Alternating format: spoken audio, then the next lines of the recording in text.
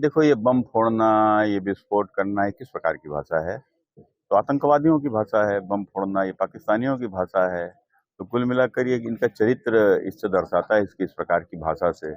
कुल मिलाकर राहुल गांधी आज तक एक भी आरोप तथ्यात्मक नहीं लगा पाए हैं, और जो भी उनके आरोप हैं वो पूरी तरीके से उनके सारे आरोप मिथ्या हैं।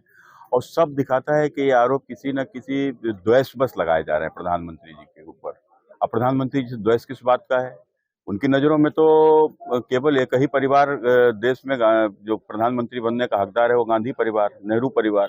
जिस प्रकार से सरदार वल्लभ भाई पटेल के साथ में, उनके साथ में जिस प्रकार से धोखा करते हुए, और देश की जनता चाहती थी, कांग्रेस के लीडर चाहते थे कि सरदार वल्लभ भाई पटेल देश के प्रधानमंत्री बने, लेकिन सरदार वल्लभ भाई पटेल को देश का प्रधानमंत्री नहीं बनने दिया। उसके बाद नेहरू जी को बना दिया।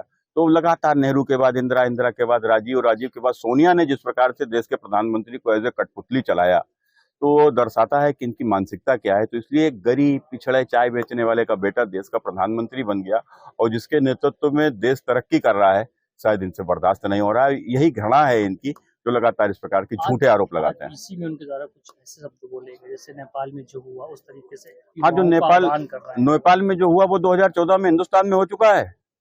फर्क इतना है कि वहां सड़कों के ऊपर हुआ, यहाँ पर ईवीएम के माध्यम से हुआ, यहाँ के ऊपर इलेक्शन के माध्यम से हुआ। यहाँ की जनता ने भी आंदोलन किया, इन भ्रष्टाचारियों बेईमानों के खिलाफ आंदोलन किया। जिस प्रकार से वहां के ऊपर आंदोलन परिवारवाद के खिलाफ हुआ, वंशवाद के खिलाफ हुआ, नेपाल में आंदोलन भ्रष्टाचार के खिलाफ हुआ, तो हिंदुस्तान में भी आंदोलन भ्रष्टाचार के खिलाफ हुआ।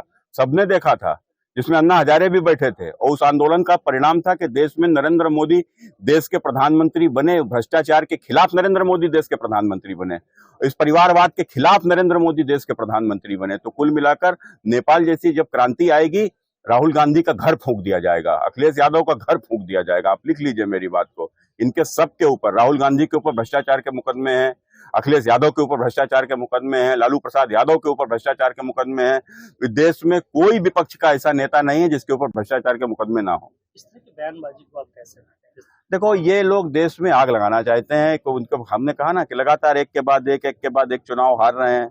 देश की जनता का जिस प्रकार से भरोसा नरेंद्र मोदी के ऊपर अटल है, वह कुल मिलाकर इनसे बर्दाश्त ही नहीं हो रहा है। ये समझते हैं कि देश की जनता तो इन्हें गद्दी सौंपने वाली नहीं, तो देश में कुछ इस प्रकार की आग लगा दो। लेकिन मैं आज ऑन कैमरा इस बात को कहना चाहता हूँ, नेपाल में, क्या नाम, बांग्लादेश में और श्रीलंका में जो कुछ हुआ, वहां की जनता निकली और भ्रष्टाचार बेईमानी के खिलाफ लड़ी।